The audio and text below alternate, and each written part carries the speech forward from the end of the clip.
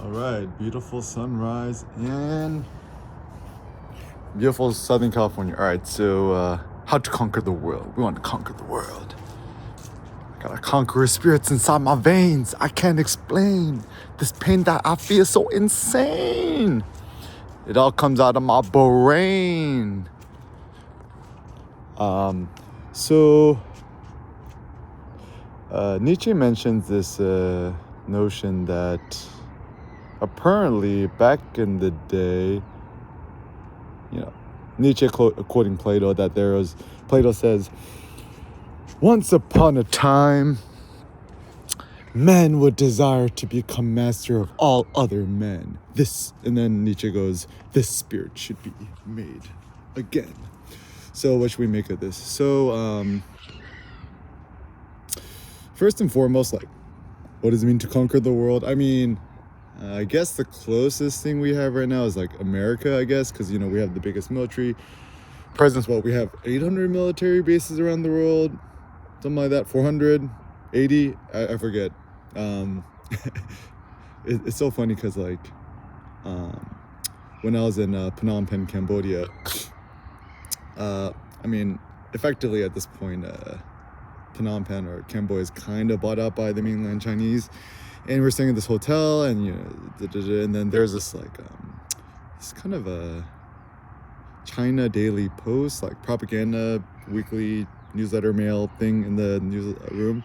And actually the funny thing is, I think all news is bad news, except reading propaganda news of the quote other side is actually hilarious. For example, if you're liberal, right, you probably gain more from reading Fox News or watching Fox News than listening to NPR. Or, if you're conservative, you're probably better off listening to NPR than vice versa, because everyone wants to strengthen their own arguments, and everyone sees the other side as the bad guy, and therefore actually to infiltrate the other side is actually a wise decision. So for example, I'm a Democrat, I'm a liberal, leftist, but I'm pretty even keel about things. Boy Scout, Eagle Scout, and I was in somewhere here in OC, went to the park, and there's this big ass Republican, people don't tread on me, gun stuff kind of thing, and I just went there and I'm just rooting them on. And it's fine too, because honestly, whenever you go to the quote bad guy side, people's nice, right? Everyone's making hot dogs, there's this Republican thing, and they're even serving Korean side short ribs, galbi. I'm yo, I kind of dig this. And actually the hilarious thing is, if you think about conservatives, Republicans, they actually tend to be much more happier, friendlier. They have a better sense of humor. Liberals tend to be too morose, way too serious, and too virtuous. But anyways, I think both sides should just become best friends, just hold hands.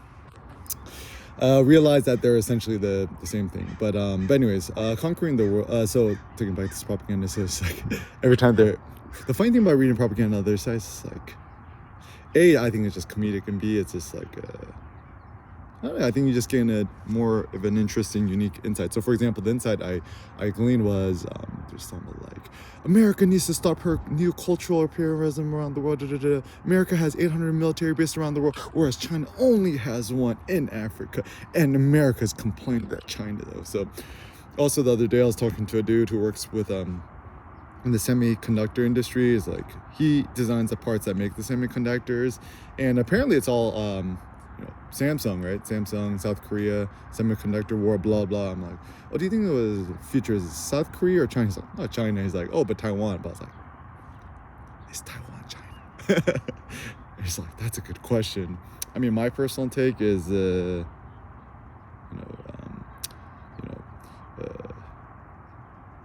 I once saw a box of products shipped and made from Taiwan. It said Taiwan, PRC. Do you know what PRC is?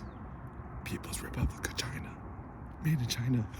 So, the proof is in the pudding, right? The box is made in Taiwan /PRC. It is probably the People's Republic of China. But anyways, a lot of people tend to think that there's a global recession that's going to come and stuff like that. It's all these smart comments. First of all, put zero faith in what any economist says. An economist is somebody who uses pseudo math and pseudoscience and pseudo statistics to make impressive looking charts and write books with many pages, and they sound super smart. They have all the awards and all the Ivy League plaques, yet they don't seem to be connected to real reality. My personal rule of thumb is trust no economist, trust no thinker, trust no scholar who can't deadlift at least 6 plates. Rule of thumb. Or 7 plates, 8 plates. It's like, do you even know what a plate is, bro? Or like Nassim Taleb says, is like, don't, it's like, they don't even deadlift. So I say, trust no philosopher or thinker who doesn't even deadlift, or rack pull, or squat hold. I have this new idea, it's like called the Atlas hold, or the Atlas push, or the Atlas lift. It's funny because they call it weight lifting, not weight squatting. So what you do is you put the weight on the power rack, like a heavy ass weight, like 7 plates, 6 plates, whatever.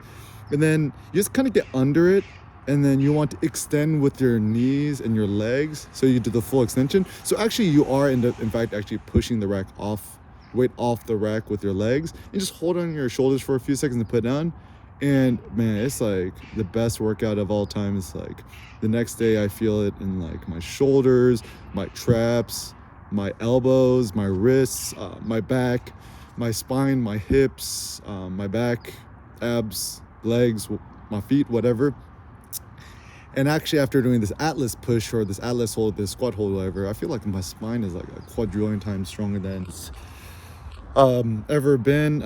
Another pro tip, you want to become stronger or have more chutzpah, have more balls, conserve your spunk, conserve your semen. You know what I'm talking about, guys. After a long day at work, your roommate's gone or you live alone, don't dip into the Google incognito. I have a rule of thumb. If you finna do anything, you're gonna open up like the RedTube, the Reddit NSFW, Reddit Gone Wild, Reddit GIF, whatever you're into. Just don't do it incognito. It's like, don't watch any PRZON, that you wouldn't feel comfortable, your partner, your wife, your girlfriend, your friends, your coworkers feeling comfortable you watching. Because sooner or later, you're finna get caught, either on purpose or either on accident. That one professor, right? It was just like, this is before COVID. It's like, was it during COVID? Maybe during COVID, during Zoom, right? It's like, professor at some random university opens up new tabs, teaching a lecture, types in S, like it's gonna type in like something, and then Google autocomplete, sexycollegegirls.com. It's like, caught red-handed. So actually, because the pragmatic thought is, actually even the stoic thought I had was, I had this thought a while back. It's like, don't do nothing that you wouldn't feel comfortable being public knowledge about in the world. Because, now we have all these Nest cams, we have the Amazon rings. I don't know. Is your phone listening to you? I don't know. Maybe not, whatever. And, you got the survey, like, especially if you live in the UK, freaking CCTVs everywhere, or in Korea or whatever, right? And everything's always spying on you. And I'm like, you guys are idiots, like getting the smart, TV, home, Alexa, Dot, Echo, Google Home, Nest Cam. Like, it's like, did you not read 1984? Big Brother is listening, Big Brother is watching.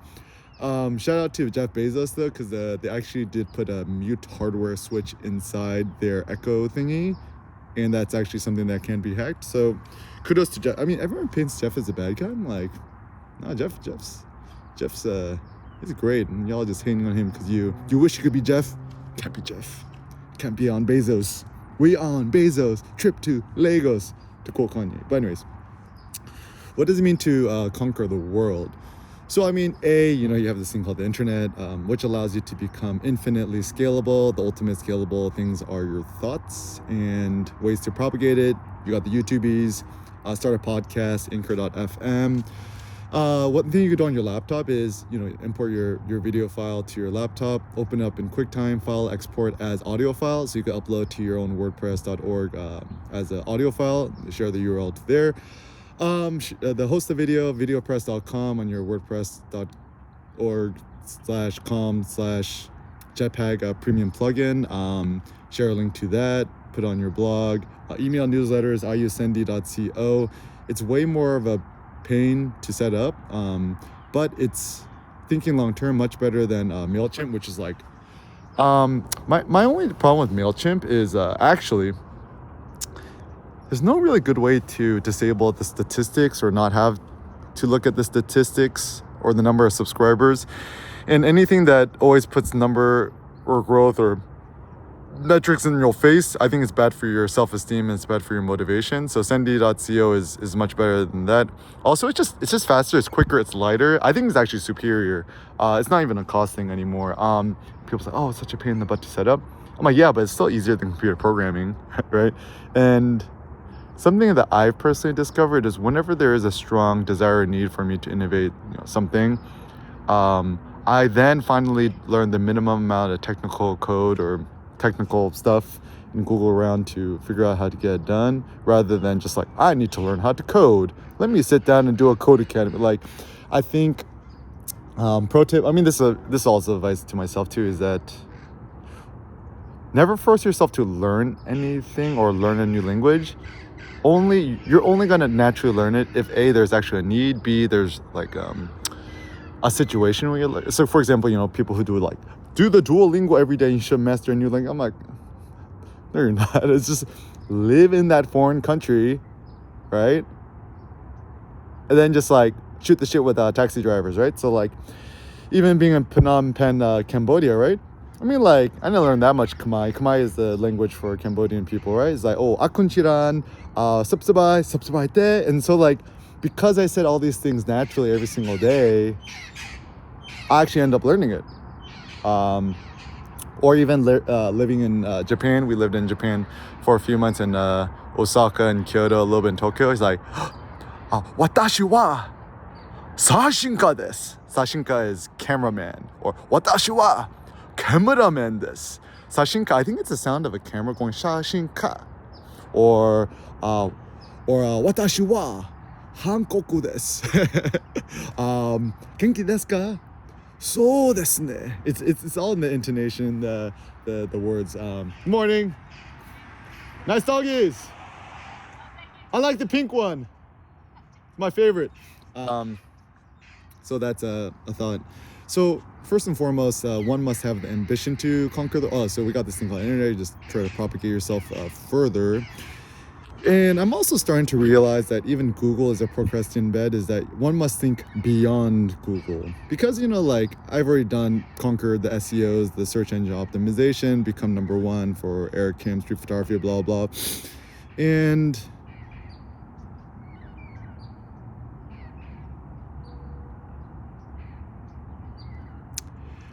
I think websites, URLs, domains are the future. So what you want to do is you want to create a short, pithy URL, right? So, google.com, right? Easy. Facebook.com, easy. Apple.com, easy. Tesla.com, easy. SpaceX.com, easy. You want to have a short URL. So even now, I own erickim.com, short and easy. Even my initial URL, erickimphotography.com, I think it was too long. I didn't know any better. And then even worse yet, erickimphotography.com/blog, even worser. But at least I'm connected into the Googles enough. Just search Eric Kim blog and you finna find me, or just Eric Kim. Or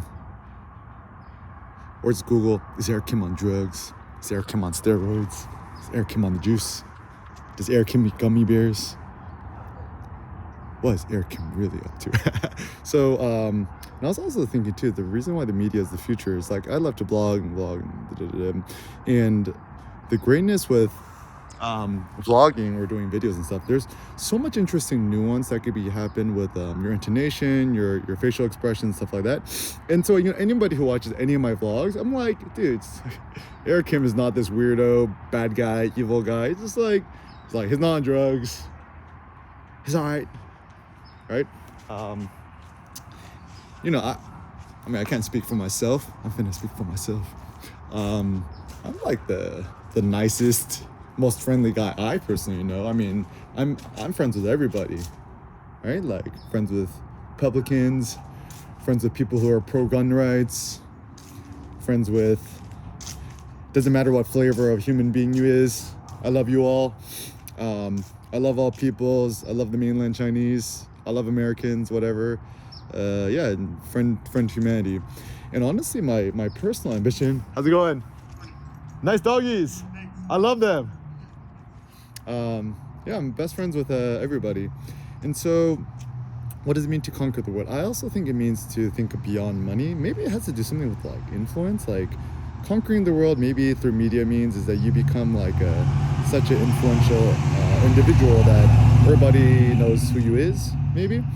So maybe to conquer the world means to become the most famous person, maybe, right? Like become a Brad Pitt, walk around, everyone know who you is. And so like that's where media Hollywood is quite interesting. And at least one of the good thing with YouTubies, right? Like for example, like let's say my best friend PewDiePie, right? He might be more famous than a lot of Hollywood actors now. At least within young kids, right? Yeah, I think so. And I was like, it's funny because like I heard of him back in the day, and just look at me. I'm like, man, this guy's like so good looking, got such a nice looking jawline. I'm like, man, this guy's. Anyone who hates on him is just like they're just jealous that he's like so handsome and good looking. It's so funny too, because like even as a guy, right, when you see somebody who's super swole or buff or handsome, good looking. Like usually I'll just go up to him like, dude, bro, you're so handsome, you're so good looking. He's like, look at that jawline, look at that butt. Like even this one guy at the gym, super cool dude, works out all the time, so at the gym. He might be on the juice, I don't know. But you know, he's working out with a girl. But anyways, the guy's a super good attitude. He's teaching a girl how to deadlift and stuff like that. You know, I go up to them, I talk to the girl, I'm like, yo, look at that guy, doesn't he have the best butt in the gym? And the guy's, oh man, I love you. So just like compliment everybody and don't feel like everyone is like an antagonist and kind of the enemy. That's where we tend to fail, where we kind of like, and this is the thing too, more and more I think about it, Americans are like, the culture is thou shalt not make eye contact with a stranger. Thou shalt not pretend to not make eye contact with a stranger. If one does make eye contact with a stranger, one must avert their eyes and pretend like nothing happened. I think Americans are actually just really awkward and shy, irregardless of what popular society says. And what a good thing we could try to do is just to become more friendly, to conquer social fears, etc. So anyways, back to this notion of conquering the world. No, the goal is not to buy this stupid Mercedes camper van, sprinter van, hippie thing. It's like, live off the grid. Like, no, what you want to do is you want to effectively utilize the grid to conquer the world, right? So the grid could be considered the internet. Internet is good. Even Kanye, he should just use KanyeWest.com and just turn that into a new social media platform. Yo, yeah, if you listen to this, or Kanye, if you're or managers of Kanye, or so you're watching this, just shoot me an email, eric@erickim.com. Got good ideas for y'all. But yeah, like, should create his own social media. Like, if there was in the App Store just an app called Kanye West, or Ye, or Kanye, or Yeezy, the Yeezy app. Oh, that's actually a good idea. Just make Yeezy into a social media platform. That'd be a great idea. Or I know that Kanye West had in his Donda org chart like an idea for like a luxury search engine. Like if Ye.com or KanyeWest.com was its own search engine, that'd be super cool. Like LouisVuitton.com is a website, or Balenciaga.com is a website, right? So I have big ambitions for erickim.com. So just watch that. Like maybe erickim.com could become its own concept where it's like not me, Eric Kim as the individual, but something else.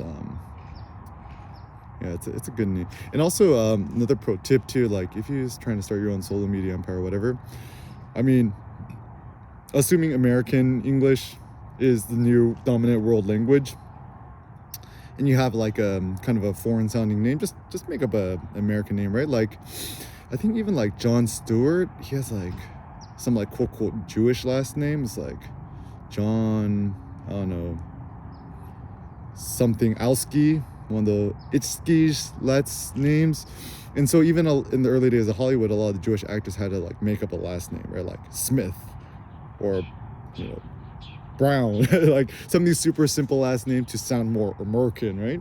So actually the funny thing is, ain't nobody really quote American, right? Like all these early settlers, you got the Brits, you got the Quakers, You got the Irish, you got the Poles, you got the Slavs, you got the Italian. Like once upon a time, everyone was an other, but then after a few generations, they become American. Even actually nowadays, Mexicans that have been here for a minute, here for a while, especially if they got more Spanish blood in them, right? They're essentially American, right? And so this whole notion of being quote unquote white, what does that mean? It means to be high class, to be superior. It's really not a skin pigment thing because I'll give you an example. So here in OC, right? Like this place called Huntington Beach, right? And I've learned it's a place for the quote unquote low class Caucasian people, and then you see a lot of homeless people. So if you see a homeless Caucasian person, are they really quote unquote white? I would say not, right? Because honestly, to call someone white, it's kind of more of it's not a racial thing, it's more of like a human hierarchy thing, right? So for example, if you're African American and you live in the Hamptons, right? Use the billionaire, technically you're quote unquote white, you're part of the elite class, right? So to be white is to be elite. Like for example, how do you know if somebody's really rich?